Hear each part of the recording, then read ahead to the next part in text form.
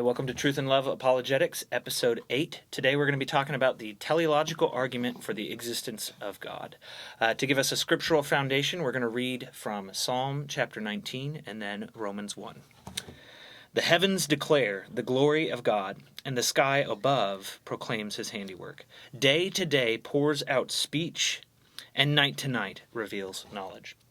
Romans 1 also says that for what can be known about God is plain to them, because God has shown it to them. For his invisible attributes, namely his eternal power and divine nature, have been clearly perceived ever since the creation of the world and the things that have been made. So they are without excuse, they being mankind. All humanity. To start us off, Jaron, what is the teleological argument? The teleological argument is an argument that, I guess we'll start with the word itself. Telos is a word that means end, goal, or purpose. So the argument is using the fact that the universe, the earth in which we live, seem to be geared towards some specific purpose, some particular end. So, and we'll talk more about some of those features that make it look like it has some distinct purpose. So, yeah. So the universe has an end or a purpose in mind. Maybe to help people understand what this argument looks like more specifically, what's a good analogy for this? So, an analogy. So there's a host of different analogies. I know you like the watchmaker analogy. It's clear that when you have a watch laying on a table there, you look at that and recognize that it was designed by a mind with a specific purpose. So all those mechanical parts, so those moving parts, the cog wheels inside of there, the hands, the motor running the watch, the battery, all those independent pieces are placed together to accomplish this specific purpose. It originated from and came from a mind that built it with its purpose in its mind, and it built it into that watch to accomplish its purpose, and that purpose being to identify time. Know what the time is, just for a while. There's also some other analogies too that are really good analogies. I don't know if you heard the firing squad analogy, but imagine you're a person sentenced to death, and this is kind of like more for the fine tuning. It also argues against the anthropic principle, but you have 50 trained marksmen standing in front of you. You're blindfolded, and they're going to execute you. You hear the gunshots go off from all 50 of them, and then you take your blindfold off and observe, and you're still in existence to observe. You're still alive. So you might just go, oh, well, that just randomly happened. It just so happened on chance that they happened to all miss. Or you would probably think more like, why is this the case that I'm still alive? There are 50 trained marksmen over there, and not a single one of them hit me. Oh, and by the way, we're only 10 feet apart, So there's different analogies, but they all gear towards this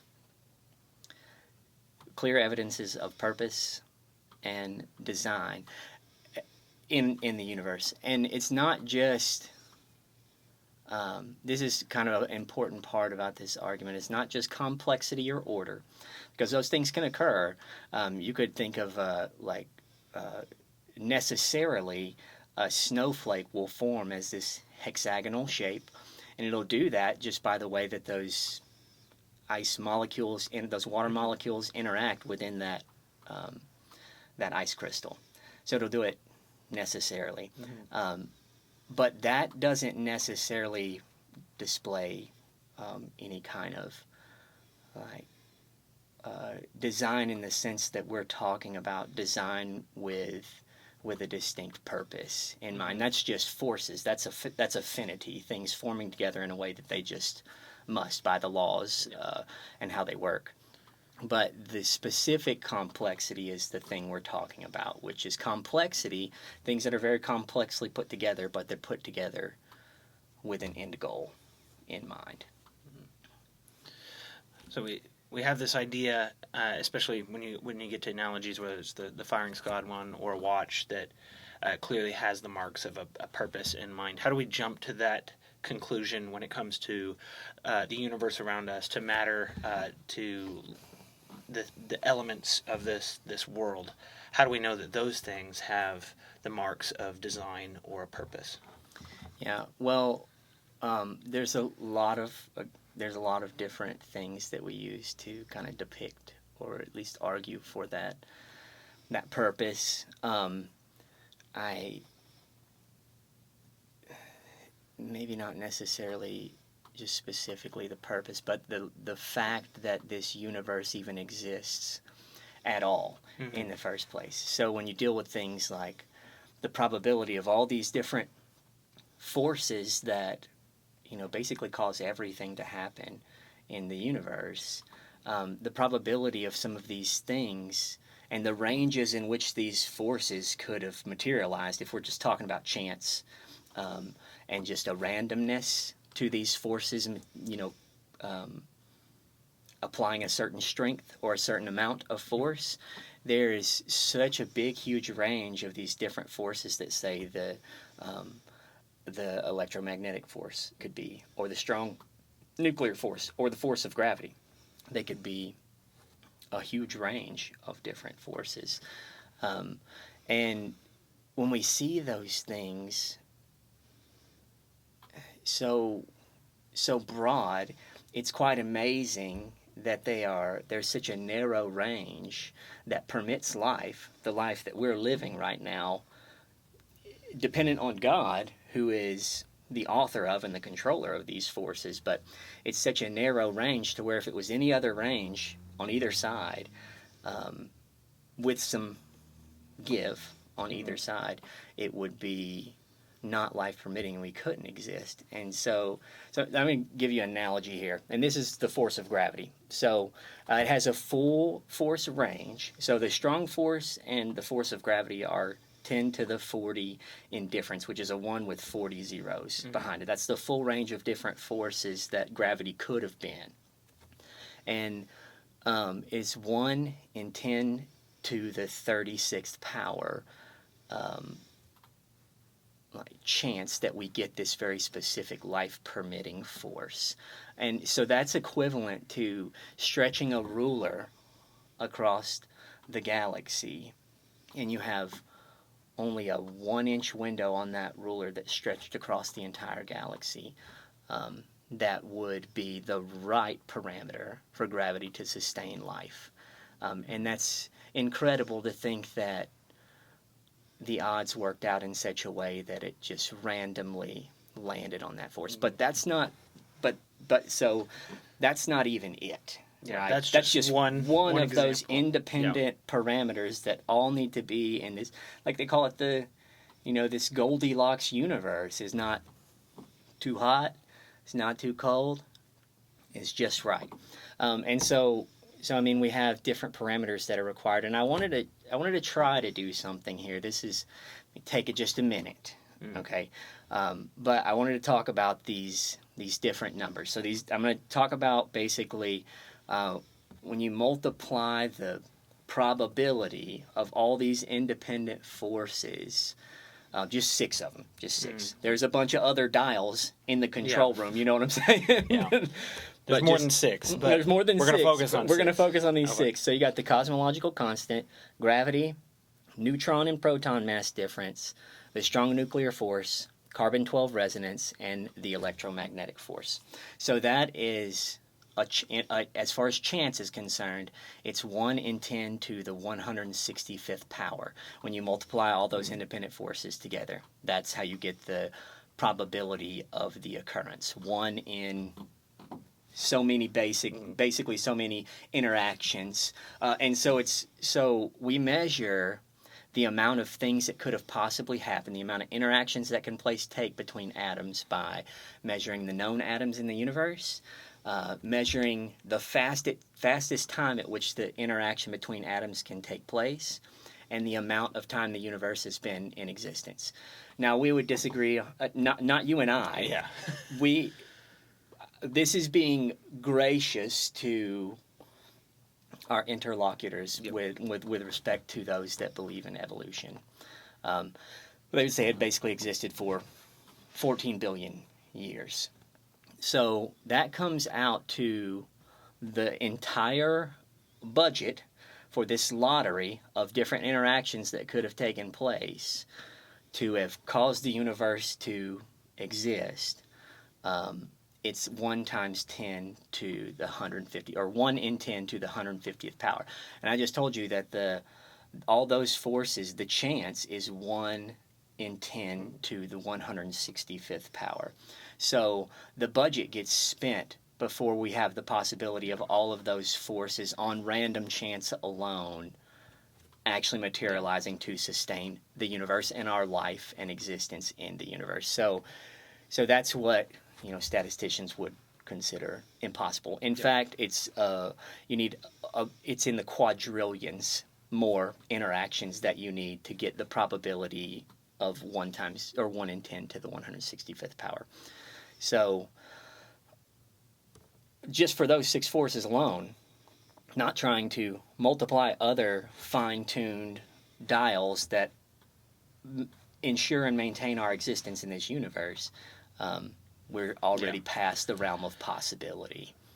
So just it's just essentially impossible that the universe around us and life itself as well is the product of random chance. There has to be statistically a purpose behind this. Yeah. And purpose can't come from random chance. No. And I mean, even on, and we do see purpose, we see meaning and all these other kind of things, but just on the chance that these parameters exist or that these parameters are just as they are for us to live in this universe is an impossibility on random atomic interactions alone, random chance. So, but also I think that I wanted to kind of talk about other things. So we're talking about purpose. There's a purpose for our existence, and we have purpose. Clearly, our purpose to the world, to interact with this world. We would see our ultimate purpose as giving God glory and dwelling with Him eternally. But we live in a world where that is something that we can experience, and we can know its purpose, so that we know that there is some being ultimately powerful, personal, and all these other things outside of the universe that created it because of what it is, because of the precision and the design that it depicts. Just like if you were to see, let's say you went on the beach and you saw Ben loves Lydia written in the sand.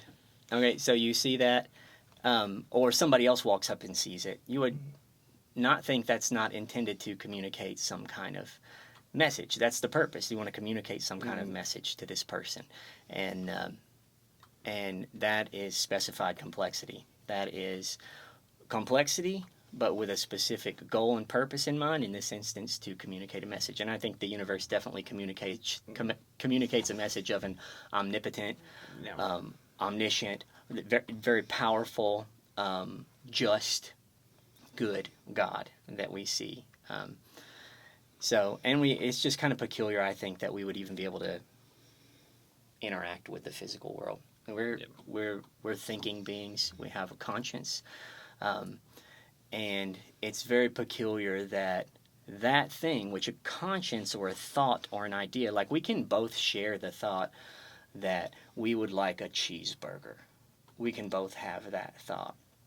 But if that thought is if an idea like that, I would like a cheeseburger, is a physical thing, then it would be limited to a specific point and time in place. But clearly this thought, I would like a cheeseburger, can exist at the same time in 2 places, but simultaneously, but be in 2 different places. So it doesn't really fit the rule of something physical. And that thing that is not physical, that's categorically different than the physical, can still interact with the physical, can perceive the physical, and then have thoughts about the physical, and that they're designed in such a, or again, I'm assuming, for the sake of the argument, I guess I wouldn't say that they're designed, but it appears that they are in fact designed to interact with one another. I mean, imagine if you had an application on your phone, and it's an Apple application, and then you try to run it in a Microsoft operating system. It wouldn't work. It's not designed to interact with that particular system, that particular setup. So that we are conscious in the first place, that we have thoughts about things, and that we know more than just physical things, is incredible, and that we could in fact interact with the physical to know things about it with a tool that's not physical. Yeah. In and of itself is I think it's pretty incredible, and I think it's consciousness is another one of the teleological approaches to argument. The fine tuning, like with the parameters and the dials in the room that we just kind of talked about, and then the the consciousness, genetics, and the message that it communicates as a blueprint to build the body. Another one of those types of teleological arguments. Yeah, that's good. I think part of what you said kind of already answers this to an extent, but one objection to the teleological argument that you often hear is, well, the universe just has the appearance of design. It just looks like there's a purpose, even though there's not actually. And you addressed that a little bit earlier with the snowflake example, where the snowflake is very structured and ordered. It's symmetrical, and each snowflake is completely different, but they follow a set of parameters. That doesn't necessarily mean that there's an end goal or purpose. Yeah. That's assuming that there's no creator. If there's a creator, then even the snowflakes have even purpose. If we can't comprehend it or see what it is exactly. Even the snowflakes have a purpose in their beauty to glorify the creator. But one objection would just be, well, what if we just have the appearance of a purpose or an end, and there isn't actually one? Well, I would say, in a very simple way, if the universe appears designed, it has all the statistic probability looks like it is been done by somebody intentionally, and it's meeting all these parameters of purposeful creation, then I would first and foremost say that the burden of proof is on the person who's saying it just appears designed. Like if you were to see Ben loves Lydia or whatever in the sand, and you wanted to argue that it just appeared designed with some purpose and end or goal in mind, it would be on you. Yeah, I mean, argue that it is not in fact designed with purpose, because it looks everything that's indicated there in that writing, it's done with a purpose and an end or a goal.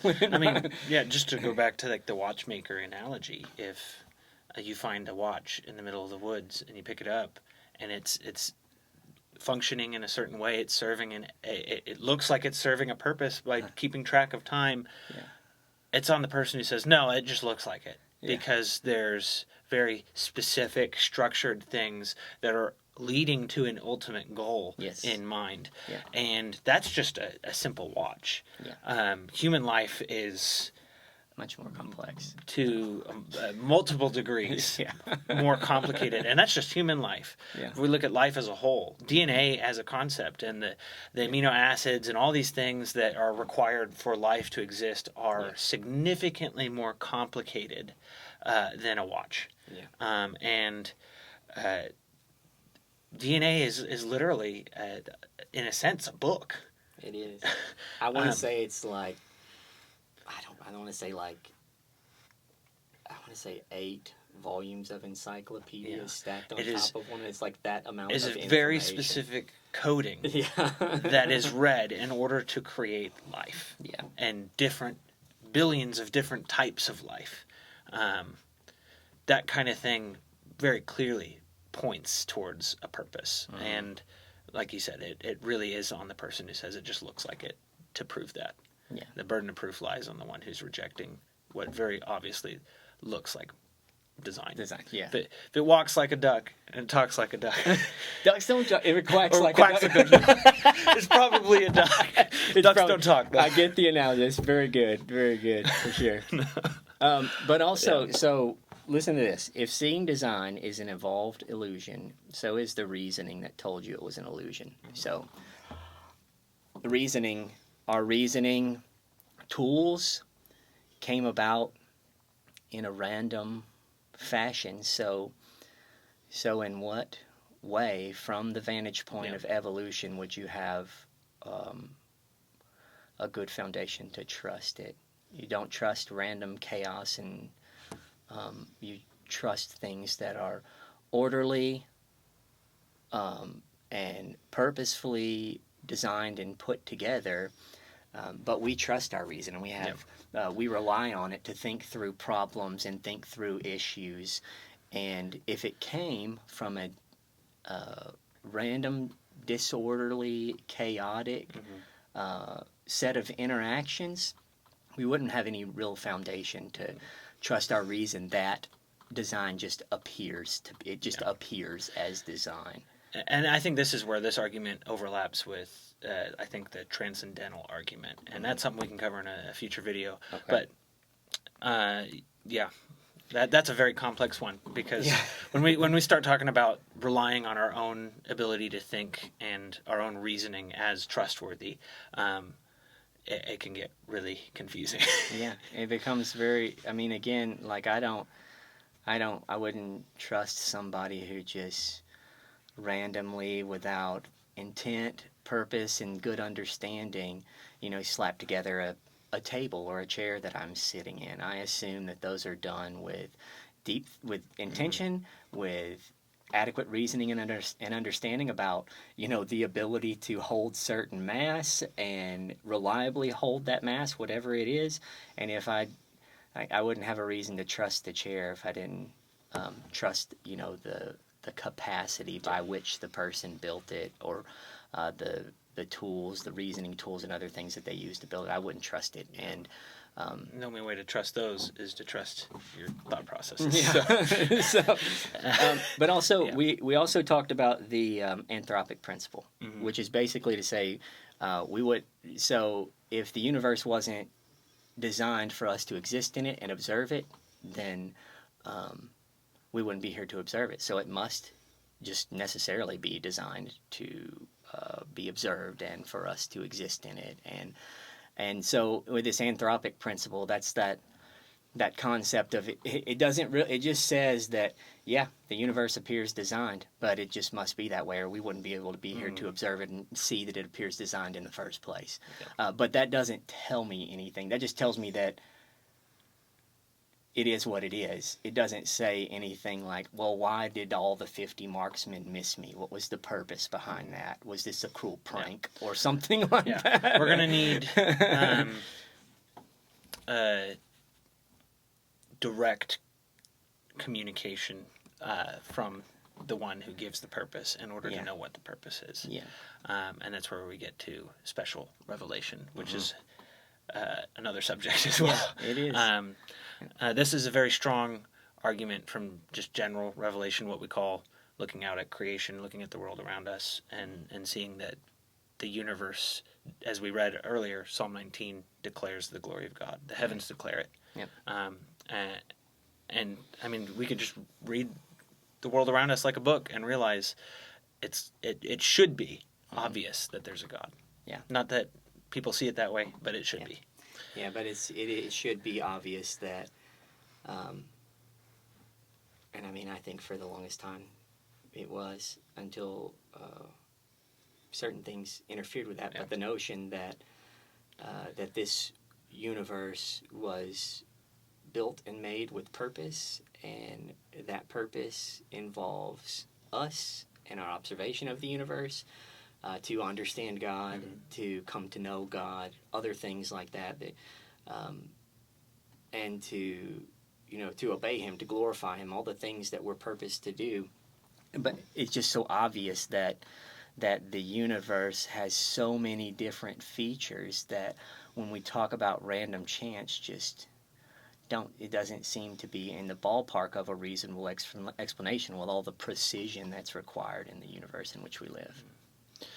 Well, I think what we can get to now is kind of what you hinted at, is there are things that led to this rejection of the notion that God's existence is obvious based on the world around us. Yeah. And that's this objection based on a replacement theory of God, which is that of evolution. Yeah. People will say, okay, well, it's not the product of a purpose or design. It's the product of billions of years of random chance, random evolutionary processes that led to where we're at now. So how do we respond to that objection? Where it's not design, it's evolution. Yeah, I think there's probably a lot of different ways that we could respond to that. One, there's a guy, and this may not be the... I think it's very akin to the watchmaker thing. There's a guy named Michael Behe, and he wrote a book, and I think it's called Darwin's Black Box.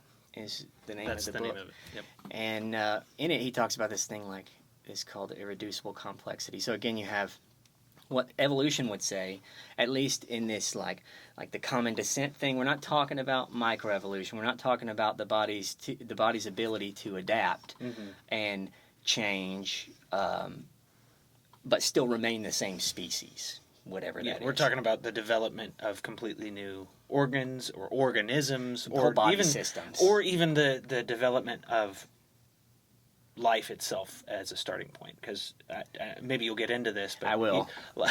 Life itself is irreducibly complex. Yeah. As in even the most simple organisms require things that are irreducibly complex, and so no, you're right. Yeah, go for it. Yeah, you're right. And I mean, with that, so you have these different parts that are, again, we have to, like with this evolutionary timeline and process, you have these mutations that lead to changes, that lead to new body systems, new species, and on and on and on. But, I mean, from the ground level, you're talking about that process happening to a multitude of different independent pieces that have to come together to accomplish this one purpose and mission. And that to me just seems to increase the improbability of it on major magnitudes, because you're not talking about it just in one streamlined chain happening. You're talking about it having multiple lines of evolution. And not only that, they're working independently, but they're working in a way that they all will be designed to interact with one another and form this distinct purpose, or accomplish this distinct purpose, like the clotting cascade, or whatever the case may be, or the capsid. I think it's capsid spike, protein spike. It's a part of our immune system that punctures cells so that they lyse and they die. All of these different pieces that go together to make this particular mechanism, or this machine inside the body. It's just, there's no driving force to say, you create this, you create this, you create this, you create this, you create this, and all of it's going to be sustained, and somehow it's going to be maintained and still exist with enough time for it all to finally, somehow, with no driving force, there's no affinity that draws these things together. These things are all built and put together by other things, proteins, enzymes, and other things like that. So there's no driving force for them to get together. So they just exist and sustain themselves until finally they just happen to mold together. All the while they were being built to fit together and work together. And this complex, suggesting that just is a wild notion. It's a wild notion to say that there was just pure randomness in all the building, but it all purposed, or it all fit together so well and with such purpose to accomplish a mission, to accomplish a goal. That goal being functioning inside your immune system to protect you from invading, bacteria or whatever comes in you, or to make sure that your body you don't bleed to death every time you get a little nick or cut on your skin. All these things are essential for the body's survival, but they all would have, say, built up together independently and somehow had to sustain themselves, when the entire body plan is, like, for instance, the heart is what is pumping blood to all these tissues to give them energy and oxygen and other things they need. But the heart, and like, it couldn't have somehow formed together independently without the blood vessels, and then The blood vessels survived. can exist without the... Yeah, you need those things Yeah. simultaneously. So suggesting these things just kind of built up independently over time, it just doesn't ever really get to that, because they all need to be in place at the same time for it to survive and to function as it's intended to. And there are numerous examples of these kinds of things in life that are irreducibly complex. Yeah. Right? So, But also, so there's Yeah, go also ahead. some other things that I wanted to talk about here with evolution. So you mentioned this, and I didn't want to forget this because I got off on the irreducibly complex thing, and hopefully my explanation wasn't it was good. overly complex. But so we're talking about evolution, and we're giving it grace here when we have our conversation about it, because it still needs stable chemistry. It needs all the laws to function in. It needs a habitable planet. It needs all of these things. It needs time.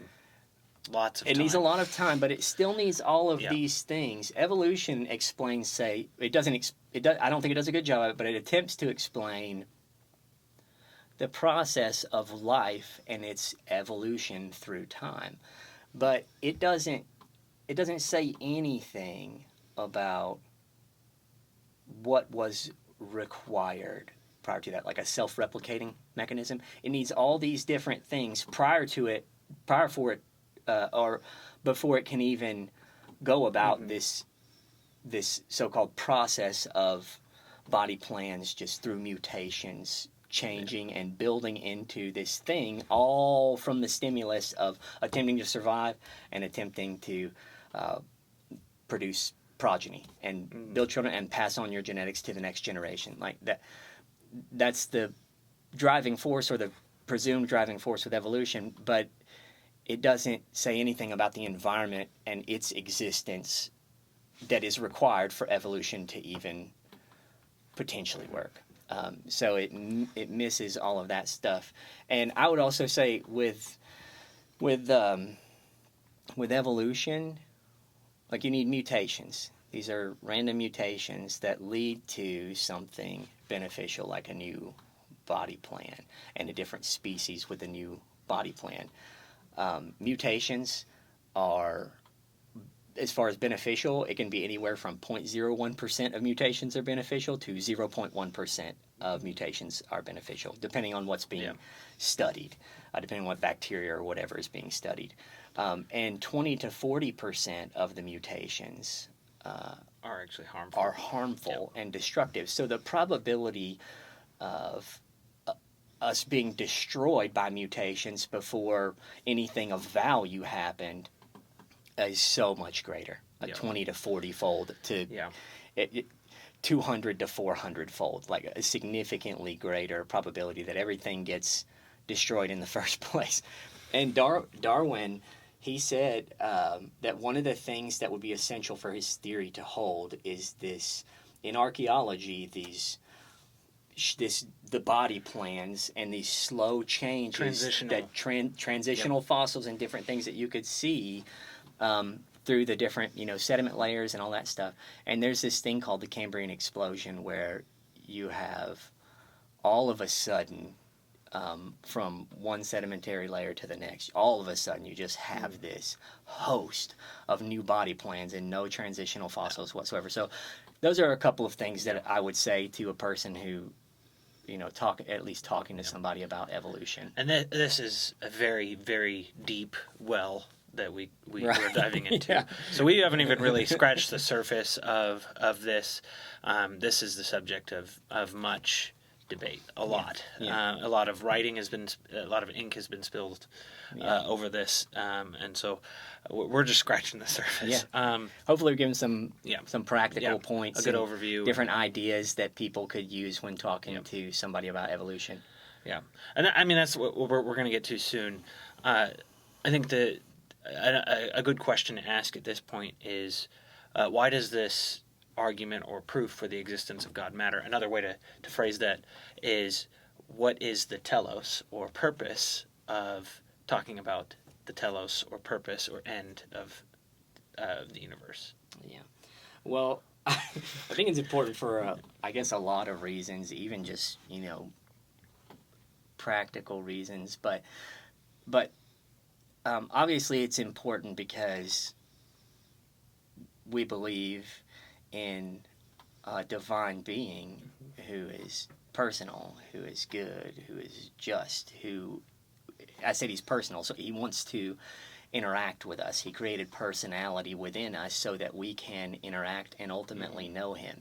So showing that the universe, through whatever means, consciousness, fine-tuning, or biology, irreducible complexity, whatever tool you end up using, points to the reality that there is a divine mind who wants to know you, and not only who wants to know you, but wants to redeem you, and broke in to the universe that he built, the world that he built, to redeem you, because that's our ultimate purpose, is to know God and glorify him forever.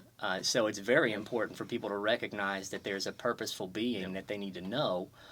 And I think this argument helps accomplish that purpose. Yeah. I mean, as we read earlier in Psalm 19 and Romans 1, the heavens declare the glory of God. This argument is meant to drive people to God, and then to find out, why do I exist? Why am I here? What purpose do I serve? And as you mentioned or quoted earlier, the Westminster Confession of Faith, or not confession, catechism, that first question answers it, I think, the best way that we can. The chief end of man is, or the chief goal, chief purpose in life for man is to glorify God and enjoy him forever.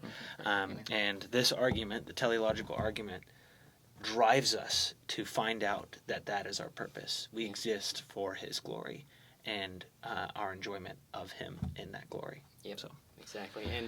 But also, so, I mean, there's also this reality that if you live in a world where evolution is your worldview, or materialism is your worldview, then some of the things that you hold dearly, you can't, with integrity, hold to them. Like the fact that you love your children is just it's a set of chemical reactions that produces a response in the end, which is something that you come to perceive as love, but it's an illusion. It's just a set of chemical reactions. And so to genuinely love somebody and genuinely care for somebody and not think it is just a deterministic set of actions that you have no heart or genuineness behind, to even hold on to some of those things with integrity, the materialistic worldview, which is deterministic as a whole. Every physical interaction that has occurred has led to everything that is today. So love, all these things. And it would be deterministic in the sense of purposeless, not... so more fatalism, right? Yeah, just a set of physical reactions that must happen, that do happen, and they lead to all these neurotransmitters and other things that produce this thing that we call love, but it's not a genuine or real thing. It's just a set of chemical reactions. And I think for anybody, that would be hard to accept. When I go home and I say that I love my wife, or I say I love my kids, any of these things are just determined responses by a physical set of processes, and they have no real meaning behind them. And I think that would be hard for anybody to It's a hard reality to face, which is I think why most atheistic worldviews are either driven to nihilism or existentialism, seeking to find a purpose in themselves, which doesn't provide an answer because it's subjective at that point. And we need an objective outside of us purpose that comes from an objective outside purpose-giving being. So That's the source. yeah. we need a source of purpose, and it can't be ourselves because we would just be the product of random deterministic physical processes. So I think that leads us to the kind of the last thing we need to talk about, which is how do we use this argument, the teleological argument, in conversations with our lost friends, coworkers, family members? I think we always want to kind of lead with those Greg Kokel tactics. We want to ask questions, maybe just an open question like, do you think the universe was created with a purpose, or do you think the universe do you think it looks like it's been designed, or it has meaning or purpose or anything like that?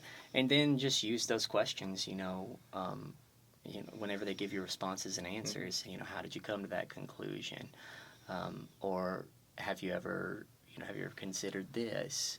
Or any of those different types of questions that you might ask or deal with, but with different people, like the scientific skeptic, the one that's like, I scienced it, or whatever, that's just which science is a great thing. Yeah, I think good. it is a great tool, and I think, science realistically came about with certain principles in mind, that there's uniformity. There's ultimately a God that created this universe, and through his physical creation, we could come to know him better, so we should explore it. Yeah.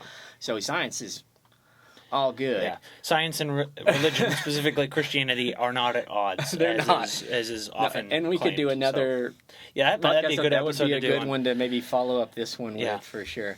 But that person may be more concerned with some of those fine-tuning principles, some of those statistic improbabilities based on the dials that make this Goldilocks universe in which we live and can survive and so on. That might be something that's more beneficial with them. But also the whole notion that we talked about with maybe somebody who's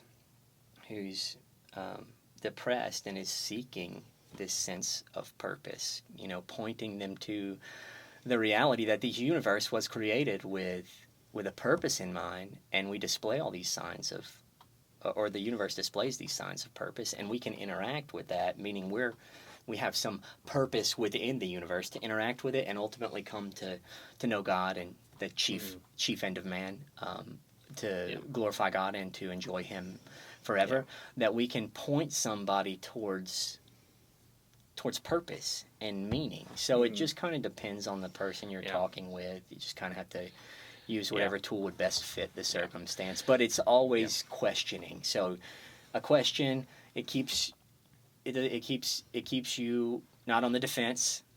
It keeps everything calm, and it's not attacking when you're asking questions, trying to get to the bottom of something. It's a more comfortable interaction for sure. And I think even with people who they might believe in God in a vague sense, which is very common in America especially, but aren't specifically Christian. They're more just deistic. I think this argument is good to use as a pointing them in the direction of finding purpose. It's like, hey, you might believe there's a God. Don't you think that he's given us a purpose? Don't you think this universe, all of this, is pointing towards something, that we're here for something, not ourselves? And it should drive people to find that out.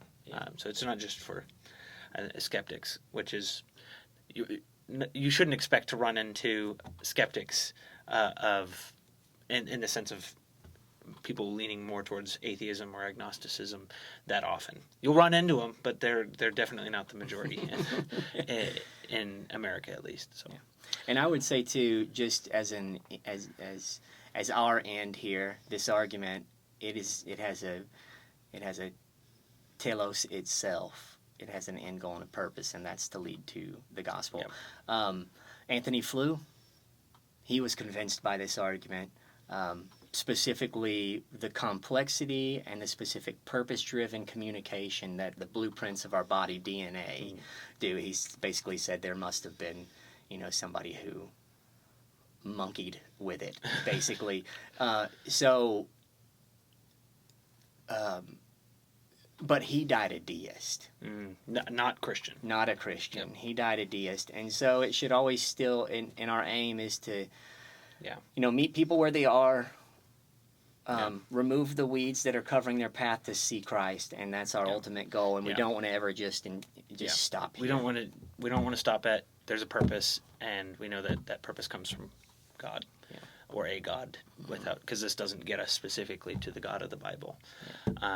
Then you get the Westminster Catechism out. Is that the one? Yeah. Westminster. Yeah. This is the purpose. I mean, it is. I mean, it's accurate. 100%. It's accurate in that regard, pointing us to our goal in life as being glorifying God and enjoying Him. One goal, two things. Yeah. But yeah. Just to quickly summarize, the teleological argument is this more so from our side. There's multiple variations of this. An informal proof that points towards the universe around us, the specific variables that are required for life, the complexity of life, all these things that ultimately point towards this end or goal. And I'd say it's like an inference it's a best explanation. Yes, this is the best explanation. Best explanation for the parameters, the things that we see. The things that we see is that there's a purpose giver behind all of that, i.e. A God. And that ultimately is hopefully a stepping stone that leads us to the gospel, where we can talk about what Christ has accomplished on the cross for sinners. This has been Truth and Love Apologetics. Like, subscribe, hit the bell, comment so that you can engage with us, and last but not least, be blessed in Christ.